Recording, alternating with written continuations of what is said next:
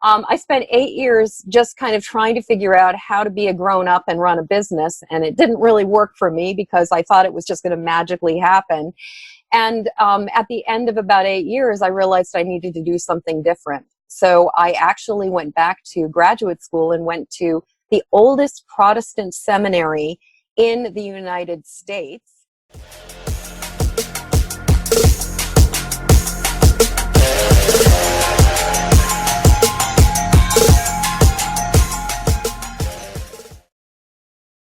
And I want to say welcome, everybody. This is Kathleen Gage with Power Up for Profits. And today I am thrilled to have Jen Moore as my featured expert. Jen recently had a fantastic book launch around her book, Empathic Mastery. And I have to say, I've been doing book launches for about 15 plus years. This was by far one of the best that I've seen. It was very well planned, very strategic. She did incredible on her numbers, sold a lot of books, had a lot of opportunity on the back end. And today she's here to not only share a bit about herself, but tell us about her campaign and what she did that worked so well. So Jen, great to have you here. Thank you so much. It is so incredibly good to be here, Kathleen.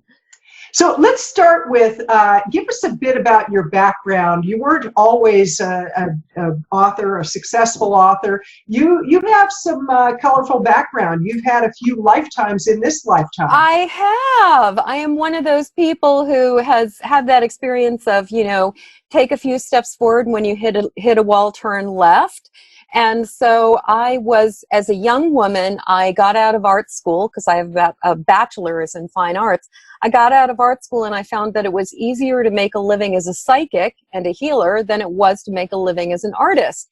I spent 8 years just kind of trying to figure out how to be a grown-up and run a business, and it didn't really work for me because I thought it was just going to magically happen.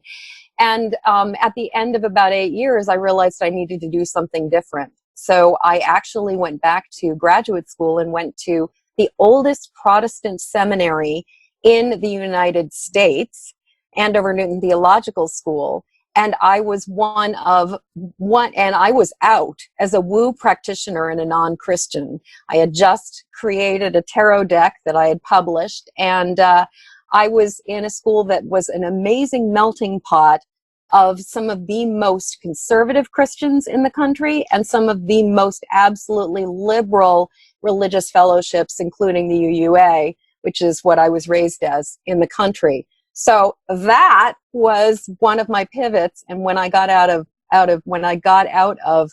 graduate school, out of seminary with a master's in psychology and religion, I basically discovered that it was ironically easier to make a living as an artist than it was as a psychic and a healer.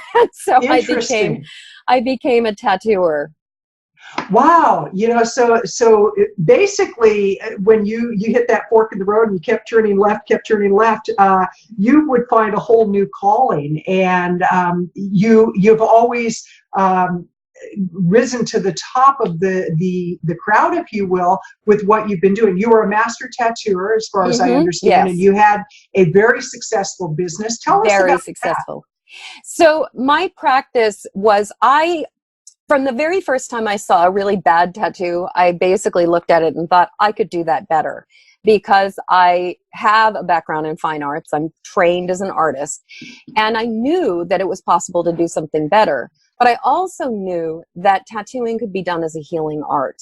And that was a really big part of what I knew I needed to bring to it. So when I felt the call to become a tattooer, it was in many ways the answer to my ministerial call. And my tagline was always putting prayers on people's skin, helping truth and beauty to surface. And people would travel from all over the country. Sometimes, like I had people come from Taiwan, people come from Holland to come get tattooed by me, because people understood that I approached it in a very, very unique way. And so I had an absolutely thriving practice where I was doing custom designs for people that were specifically about healing or resolving or affirming or drawing. So do you like what you see? If you do, go ahead and subscribe to this channel, hit the like button, and leave your comments down below. What did you most like about this video? By subscribing, you get updates of future videos that I put out. And by liking, what happens is it helps for this video and all other videos to go out over YouTube land. And so I really need you to subscribe to this channel, like the video, and leave your comments below. Now, back to the video. Something powerful in their life to them. And I'm not the only person who's ever done this, because tattooing was used as a healing art and as a way to link us to the divine and spirituality for thousands and thousands of years. It has a history of being used in a very sacred way. So I was just sort of going back to the more of the original intention as opposed to that kind of badass intention.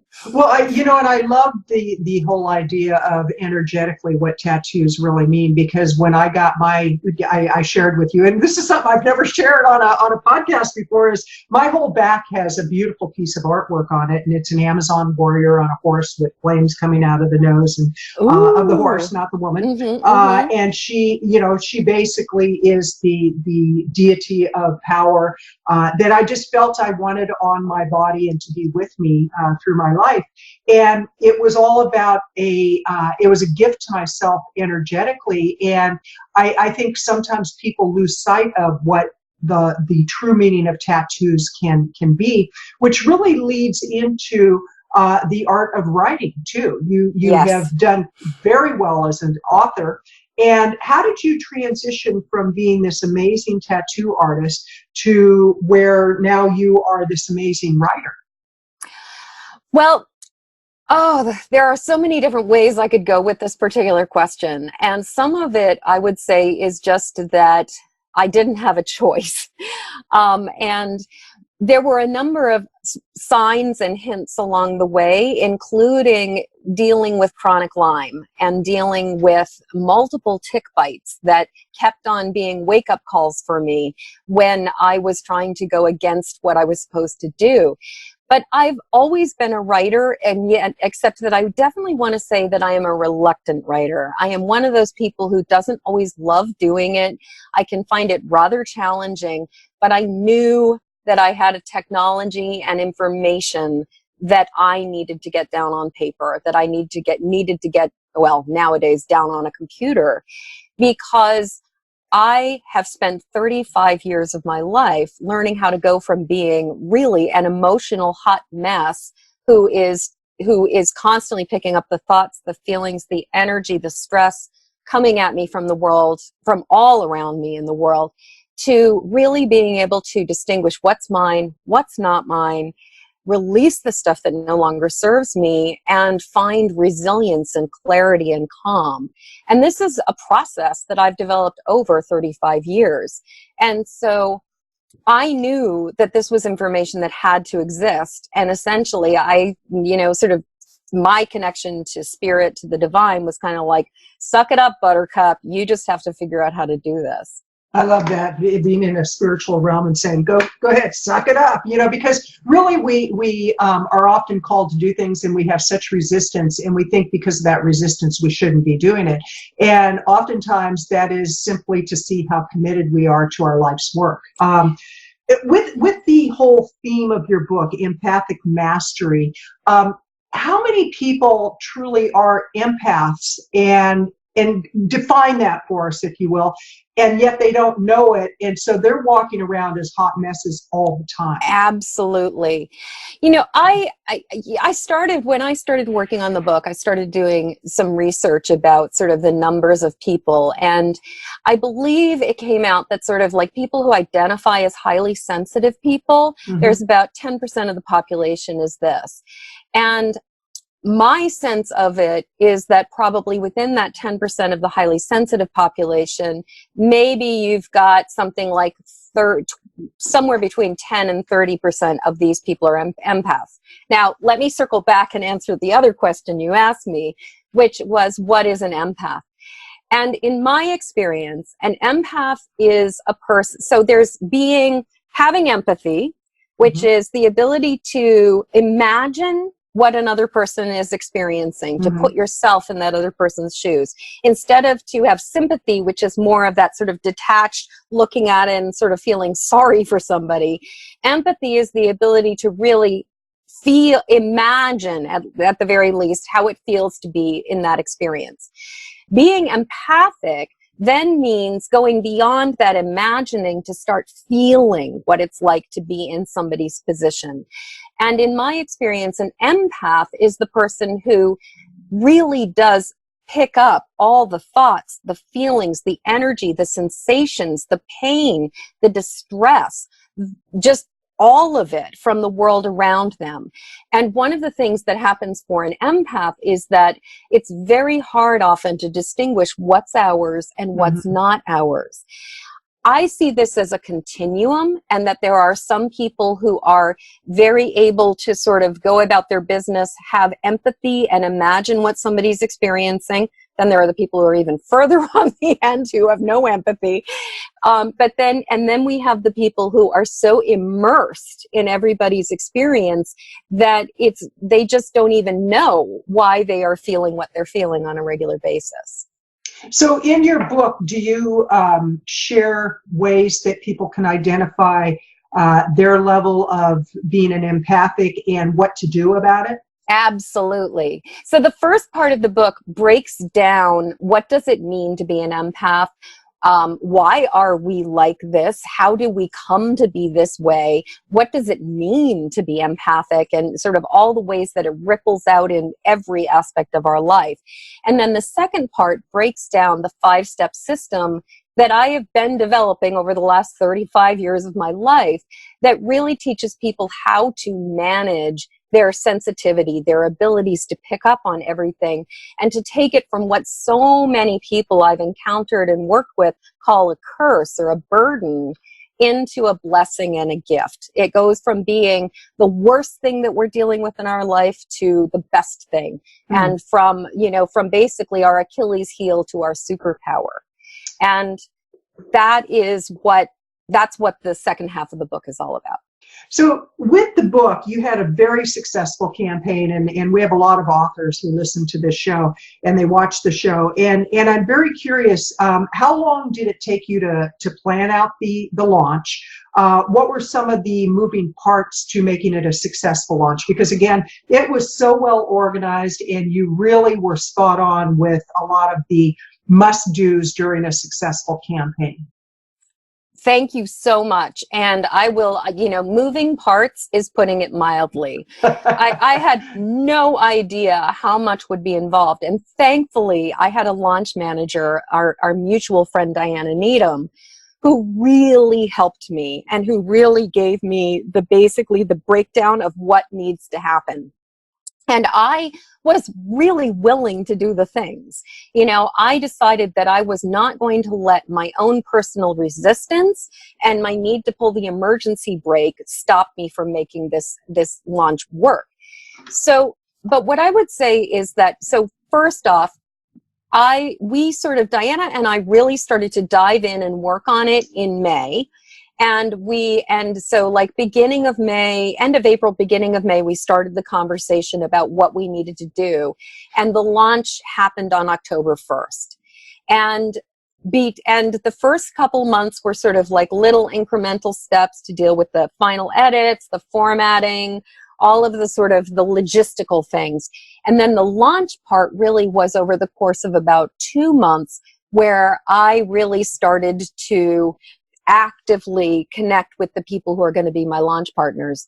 Although I will say the endorsements, which is a bigger thing where you're going after the big fish and asking them to write recommendations for your book, that came probably about 3 months before publishing or so. And that was the scariest thing, because it was about asking people to do something really nice. And I'm really good at doing nice things for other people, but actually saying, would you please do this for me, was terrifying. And so that actually really leads me to what I would say is the most important thing of a launch, in my opinion, which is having the courage to ask for what you need and let people help you. Absolutely. And you said something about, let me see, I need to put my glasses on for this because I wrote it down as you said it, but the willingness to do the work basically and not get in your own way. And having worked with hundreds of authors over the years, the one thing I see, a common denominator between those who are successful and those who are not successful and don't achieve the outcome is the ones who don't achieve the outcome, they get in their own way. They hit an obstacle and they say, well, obviously I shouldn't be doing this. And the successful authors are the ones who say, okay, this may not have worked the way I wanted it to, but I'm going to figure out a way to either go over it, go through it, go around it, but I'm going to make this thing work. And really being persistent, if you will, and being consistent in the work that they do. So what would you say, in addition to the willingness to overcome the fear of asking for help, what were some of the mechanics that were necessary for you to put in place in order for the campaign to be successful? Okay. I'm like, oh, what an interesting question. I was sort of expecting a different question. So I was thinking about, it's funny, I was thinking as I was listening, I was thinking about my experience with the asking, but also the resistance. So if you don't mind, I'd actually like to Please go ahead. respond to what I expected. Absolutely. So one of the things that I've noticed that comes up for a lot of us around resistance is the fear of visibility and the consequences of being seen in the world. And what I had to do was I had to be willing to do my own work around this and let go of a lot of fear about being, called out. And I will say that I think this is really different for females and women in the world than it is for males, because the consequences are really different as a male author who's writing something controversial versus a female author writing something controversial. And, we have a long-standing history of heretical women being burned at the stake. And so I think acknowledging this is an incredibly important thing. And also, though, getting outside of our ego and outside of our own sense of the importance of the book to what's really important, which is accessing our big why. And so all of the strategic mechanical components do not have nearly the same capacity to give me momentum and keep me going as really understanding what my big why was and is for getting this book out into the world. And again, Diana, bless her soul, was really helped a lot with this, because Diana and I had this conversation that really gave me the ability to crystallize what my why was, which was that shortly after, 1 week after I started working on the book, a client of mine decided to commit suicide and step off. And I had not worked with her a lot. And I always found and she was a highly sensitive empathic person who was also dealing with a great deal of physical chronic pain. And I always wondered if she had had more tools, if she had been able to distinguish what was hers, what wasn't hers, how would things have been different for her? If she had had the ability to release all the emotional distress that she was constantly absorbing, would she still have chosen that option? And maybe she would have, because I know she had some very, very intense physical pain issues. But I also just wonder, could she have chosen something different? And simultaneously, I have another client who, before I had ever met her, had that moment on the bridge, and instead of jumping, she called her uncle and asked for help. And so for me, the big why is about helping empaths to choose the ask for help and keep going, as opposed to the, stepping off the planet. Right.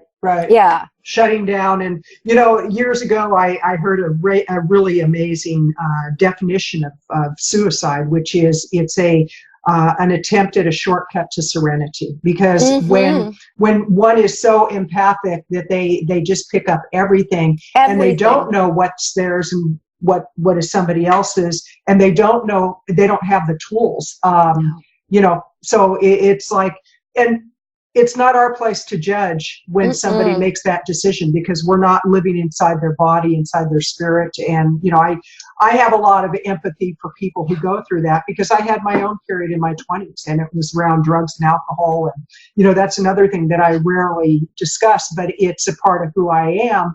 And it helped to create the person I am today, with the zest for life that I have, because I was at one point very, very serious about all this, and I was such a failure I couldn't even do that. And it wasn't for lack of trying, and it was truly because I had a bigger job to do and I didn't know it at the time. So getting back into the mechanics of Yes. the campaign, what would you say were three? I know there were probably dozens of things that you did, but what were three very essential pieces to the puzzle of having an effective campaign? So the three very essential pieces to the puzzle is, first off, with that idea of knowing your big why, is knowing exactly who you're speaking to and being incredibly clear about why you are speaking to them and what you are speaking about and what they need to hear, and being mindful of all messages, all languages, everything coming back to, does this lead to this question? Does this lead to this message? And so that, while it's not necessarily a moving part or piece, is a piece that really makes the difference between things moving smoothly and things getting hitched up and caught and sticky. So from that, what I would say is, one, having great spreadsheets and also having a place for your launch partners to connect and for you to communicate with your launch partners. So what I did is I created a space on Facebook for my launch partners, and I started creating videos and giving them information and sharing what was going on with my launch partners so that they understood what was happening. I also solicited more launch partners than necessary. Like, I solicited more endorsers and more launch partners, because I knew that within that pool of people, some people were going to show up and deliver the goods, and some people weren't going to show up and deliver the goods. So always go for more people, ask for more people than you think you're going to need. And then the other thing that I did was that and this I think is essential, I batched and created all the content well in advance. I wrote all of the swipe copy, which includes emails for people to send out, blurbs for people to use on their social media posts, as well as all of the graphics. So that instead of it being this random thing where I was expecting people to somehow know how to promote my book, I hand-fed every single piece of information to people so that they understood, okay, now it is, 9 a.m. on launch day on Tuesday morning, and Jenna's going to be doing a Facebook Live with her friend Michelle. We get to promote this. So it was like, at this time, please post or share this video. At this time, please post this on your social media. At this time, please say this. And I think people sometimes either, I don't know, don't want to insult somebody's intelligence by spoon feeding everything, or maybe they just don't realize how important it is. But if there is one thing that from a strategic standpoint about the launch that absolutely has to happen, is that you need to create, as the author or your team, it doesn't have to be you, but your team has to create all the graphics, has to write all of the marketing copy, has to lay out the flow sequence that people can then follow. And you need to make it incredibly clear how people can help you, because people want to help, but they don't know how. Right. And it's up to us to let them know. Explain, for those people who have never heard the term launch partner, what exactly is a launch partner? So there are degrees of launch partners. So essentially, a launch partner is a person who is invested in helping you get your book out into the world. And there are sort of the VIP launch partners, who are usually the celebrities, who are the ones who are going to, or the people who are experts in your field, who are going to write endorsements that go into your book or go on the back cover of the book, the praise for the book, and who are the ones where their name is going to make a difference. And those are the people where, you know, their email is going to get a lot more traction. Like the kinds of things they can do for you will get even more reach in the world. And then there are your dear friends who have just been cheering you on forever and are thrilled that you finally got your book out in the world, who are so excited. And those launch partners are the ones who, you know, send out the emails to their list, who post photo after photo, like, oh my God, it's here, and put it out into the world that their BFF has just created a book. And then there are the people who are part of your world or part of your following or your tribe who are just really also excited about the book, who want to participate, who are willing to, again, on the day of the launch or the days leading up to the launch, share posts, you know, forward things. When somebody does like a live video or something, they're the ones who hit the share button and go, check this woman out, check this person out. And basically, all of these people are about helping to get buzz about the book, as well as hopefully going out and buying the Kindle, so that so that they are participating in both the promotion of the book and also in the buying of the book. Well, and one thing that's so important in a launch is looking at the long-term value of the book, making it to bestseller, so that there's an ongoing strategy and process. And, you know, with what you've shared, anybody that can really hear what you're saying says, well, that's a lot of work. Is it really worth it? And let's talk about some of the benefits of the campaign you did, hitting bestseller, and what's been happening since the launch, because Absolutely. It's not been that long a period of time. No. Well, and you just reminded me of the other very important strategic thing, which is, in order to really, really leverage the sale of your book, you have to think of the book as the top of the funnel, not the bottom of it. And really be thinking about the book as the entryway in to a successful opportunity for many people to find you and do other things. And so having a gift or a bonus and a link that leads people to your list, that leads people to things, is a crucial component of how to take a launch to another level. So when we created, you know, we did the book launch, I had the gift inside of the book, which then was leading people to my safety kit. And that led people to a 9-day intensive. And that is eventually leading people into a group program that I'm going to be offering in 2020.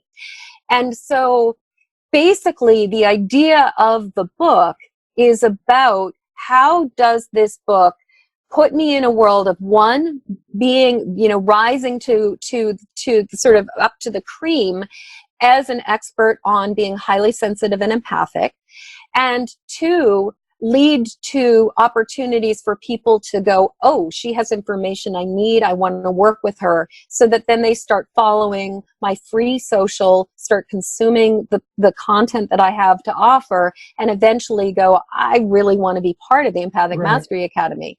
So that's kind of looking at the long-term vision of what's happening. So that's part one of the question. Part two is what has happened since then. And, you know, it's been pretty spectacular seeing the consistent and persistent sales of the book, that just steadily, you know, books coming through. But the other thing, which of course you, I'm sure, are going to be thrilled about, is all of the podcast opportunities that have arisen as a result of the book. Now, some of them have been ones that I've directly pursued myself, but having a book to say, I have, you know, I just wrote a #1 bestseller for, you know, an Amazon #1 bestseller that launched on October 1st about this, this, this, and this. I see how what I have to offer would be incredibly relevant to your audience. And so it has gotten me my foot in the door with a lot of different podcasts. I just got solicited for a summit the other day from somebody that, basically a person who I'd worked with a number of years ago, who was a teacher of mine, bought my book, didn't even know it, and loved my book, and then passed my name on to somebody who's running a summit and needed a person and is like, hey, she's amazing, go bring her in. Right. So opportunities like that have started to arise where I'm not the only person doing it. I feel like I've been pushing a snowball up a hill for the last 10 years, and it feels like it is now teetering at the top of the mountain and is on the verge of rolling down. Nice. I love the way you describe that, because in reality, it's an ongoing process, but the more visible you are, the more opportunity is created. So first of all, how do people find you, Jen? So the easiest way to find me is to go to empathicmastery.com, and that will lead people to absolutely everything else. So empathicmastery.com, all one word, is how to get to me, and it sort of opens the world, opens you up to all things. You can buy the book there, you can check out my YouTube channel, you can check out my Facebook and my Instagram, all that fun stuff. Excellent. And I'm sure you're available for speaking engagements if somebody wants to bring you into a conference, into an association. Absolutely. As a matter of fact, I'm already starting to anticipate and plan for the Spring Energy event, which is going to be happening in New Jersey, and always happens in New Jersey in April if this is happening, if somebody's watching this later. But, wonderful, wonderful. Mm-hmm. And I do encourage people, check out empathicmastery.com. That's empathicmastery.com. And we'll have all that information in the description below. And then I do a blog post around this. And, my goal in bringing authors on who have been very successful in an aspect or several aspects of writing their book and getting it out to market is to share your information near and far, because it helps other authors. So for those authors who they've got a great message, they have their book, but they're sitting on the fence with really putting themselves out there, what do you have to say to them? Number one, it's not just about you. Get out of your ego, get out of your own way, and own the value of what you have to offer the world. If you have a message that is your message, it could be the difference between somebody living and dying. Mm-hmm. It could be that. And so it's like, stop letting your fear prevent you from doing the work you are here on this planet to do. And secondly, please do not think you have to do this alone. As a matter of fact, no good author ever writes a book alone. There are many hands that create a book. And so this is not about DIYing it, and this is not about trying to save your money. A book is an investment in your future, and if you are going to self-publish, you will invest in your book. And you invest in people who are going to be able to read through and help you. Get beta readers who will give you feedback. That's not something you pay for, but get beta readers who will give you feedback. Do not think that this is just you on your own, and ask for help at every single step of the way, so that the message that needs to be in this world that only you can deliver can get out there. Nice, nice. Well, in closing, first of all, thank you so much for sharing all your insights. This has been delightful. And do you have any closing? It's been a pleasure. Thank you, thank you. And do you have any closing thoughts? Oh, we certainly have covered the gamut. And I guess I would say, yes. We sort of touched on this earlier about the idea of, if you hit a wall and it's hard, that it's a sign that the sign that you should quit. And first off, at those moments when you're just weary and exhausted and it feels like just too much, there's always the pause button instead of the stop button or the quit button.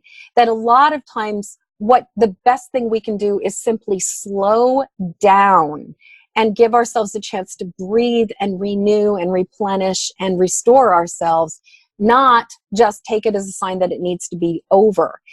And the second thing I just want to say is that when it comes to that resistance or looking for the smooth, easy path, let me tell you, as somebody who has hit walls, turned left more times than I care to mention, and pivoted numerous times, as well as with this last change, from tattooing to being an author, I had to let go of the good to go for the great. And it doesn't always feel comfortable. As a matter of fact, a lot of times the right answer is the uncomfortable answer. So I really want to encourage people to, to not see fear as the sign that it's wrong, but if anything, seeing fear as the sign that this is probably right. Wow. Okay. Well, Jen, it's been delightful, and I encourage people visit empathicmastery.com. Check out all Jen's social media channels. You can buy the book. You can go directly to Amazon from her website, and reach out to Jen because she's got a wealth of knowledge around book writing, around launches, around being an empath, and she's got products and services I'm sure that will benefit all of you out there. This is Kathleen Gage with Power Up for Profits and the 100 Club, where we help bona fide experts gain massive visibility through the power of podcast appearances. Have a great day.